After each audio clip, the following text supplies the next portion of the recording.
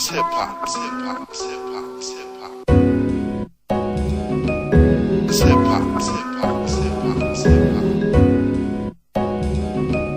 It's hip hop. It's hip hop. It's hip hop. This is classic shit, not a massive hit. No thug anthem, no niggas grabbing dick. Straight food for thought, so you won't forget. I would like to introduce to you tonight a dear friend of mine who's actually known me since I was about 15 years old, being a community activist in the California Bay Area, San Francisco Bay Area in California, and he's been so gracious to come here tonight and spend some time with us in Grand Rapids. He had an event last night and he has an event tomorrow night, so he's been doing a lot of traveling, and it means so much to me personally that he thought it important enough to come to Grand Rapids and shed a little light with us.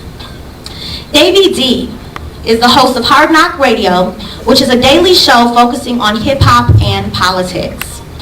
It airs every day in the Bay Area and in other cities like Portland, Fresno, Seattle, and Atlanta, so it is syndicated. For the past 6 years, Davey has served as the Urban Music and Program Director for AOL Radio and later Sprint Radio, where he oversees the programming of 14 different stations. Today, Davey is the Program Director and co-owner of Breakdown FM, and if any of you have ever been on his website, you should be familiar with Breakdown FM as well as on his MySpace page. He always has Breakdown FM stuff there. And Breakdown FM is an online radio venture that offers up syndicated programming as well. So he's out here getting it in. Davey-D is also a columnist for the San Jose Mercury News, where he focuses on hip-hop and politics. And I just have to add my personal spin on this. One thing that I appreciate about Davey is that he lives what he talks about. There are a lot of people who get on stages and get on microphones and talk about doing things and walk off the stage and go to their comfortable life and do nothing else. Davey lives on the front lines of grassroots movements, and I respect that about him and a lot of the artists that he deals with. So please give a round of applause for Mr. Davey-D. I'll just add a little bit more about my background. Not so much to name drop or to brag, I'm not really that type of person, but just so you kind of get a little bit better understanding as to where I'm coming from. I initially got involved in hip-hop in 1977. I started out as an MC in the Bronx. So that's where I got my chops, and I had the privilege, and you know, when you look back, who would have known back then what hip-hop would evolve to today. So I was there to see a lot of those early beginnings, and when I got on the scene, you know, it was 5, 6, 7 years in the making, but there still was no such thing as hip-hop on the radio. There was no such thing as MTV, BET. There was no P. Diddy or Jay-Z, although we did have our Grandmaster Flash and the Furious 4 at the time. We did have the Crash Crew and DJ Barron and Breakout, Funky 4 plus one more. We had our ghetto superstars. Africa Bearbot, of course, that's the neighborhood I'm from, Soundview, so I do BAM. And you know, what we did is what I think anybody in the hood does. You know, you create something out of nothing. You take lemons, make lemonade, and you do things that, you know, at the time that you're doing it, it just makes you feel good. It makes you, it occupies your mind, gave you some short-term goals. My goal as an MC was just to impress the people in the neighborhood. You know, in retrospect, you look back and you realize that there was a lot of genius, a lot of innovation, a lot of talent that was coming out of an area that was being deliberately decimated and targeted, and the end goal was to continue the type of destruction that had already ravaged not just the physical location that we're from in the Bronx, but the intellectual prowess of our community. In retrospect, when you look back and you understand that hip-hop is born out of COINTELPRO program by the government, which was designed to destroy the Black Panthers, designed to get rid of all the organizations that were speaking truth to power, whether you are a follower of Dr. Martin Luther King, or whether you like the Black Panthers, or if you was into SNCC or whatever, all these types of programs, along with the anti-war movement and the free speech movement and all the other type of movements that were coming out of the 60s into the early 70s, those were targeted.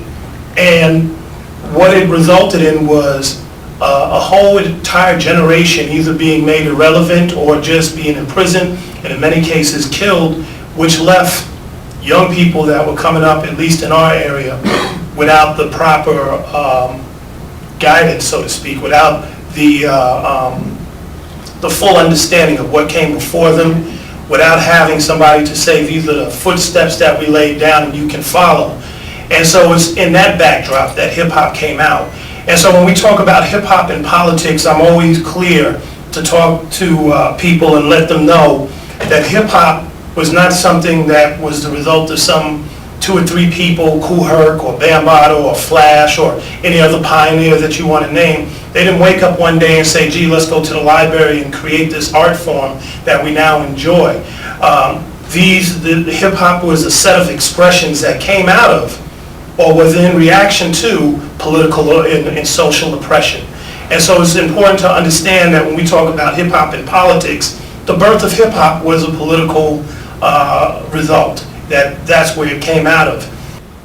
The conversation that we're now having with artists is different. We're not just going, you know, how come Lil Wayne didn't say nothing in the song, and how come 50 Cent said that? It's not about the artist anymore, per se. When we talk to the artist, the conversation we have is like, be an artist. Be the best artist that you possibly can. But one thing we would ask you as an artist, can you provide some sort of soundtrack for the activities that are going on? So in other words, if we're doing this Oscar Grant thing against police brutality, even though you're a thug rapper, can you just do a song against police brutality? That's all we're asking. And we're not trying to have you be a spokesperson. We're not trying to have you have all 15 talking points. We just want you to be an artist, but since you can be the soundtrack to all types of designer clothing manufacturers, and you can be the soundtrack to all sorts of jewelry makers, and you can be the soundtrack to all types of car companies, can you be the soundtrack to some of the, so can you just reflect in a song what's going on? And people get it now. And you can still be an artist. You can go smoke your blunt and drink your 40, but give me a song that we can use. When we put it in those terms, people get it. So all of a sudden, there's a whole bunch of Oscar Grant songs in the bag, which is a good thing. You know, and in the process, people do get educated, and they do think a little bit, maybe I shouldn't do this car manufacturing thing, because now we're asking people, can you do a song on the stimulus package? Can you do a song on this? So how we even engage the artists is different, and they can get with it. And then all of a sudden, artists are showing up at the meetings, talking about, I got an idea. You know, let's put this together, let's put that together. It's a beautiful thing. And I share that with you as a point of inspiration for folks, to let people know that people aren't just sitting down, just buying into things. It might not show up on the 6 o'clock news, and the next step is to be like, it don't need to be, because we getting ready to buy it on 6 o'clock news. It's hip-hop, it's hip-hop, it's hip-hop, it's hip-hop. It's hip-hop, it's hip-hop, it's hip-hop, it's hip-hop. It's hip-hop, it's hip-hop, it's hip-hop, it's hip-hop. This is classic shit, not a massive hit. No thug anthem, no niggas grabbing dick. Straight food for thought, so you won't forget that this rap thing is all legit. It's hip-hop, it's hip-hop, it's hip-hop, it's hip-hop. It's hip-hop, it's hip-hop, it's hip-hop, it's hip-hop.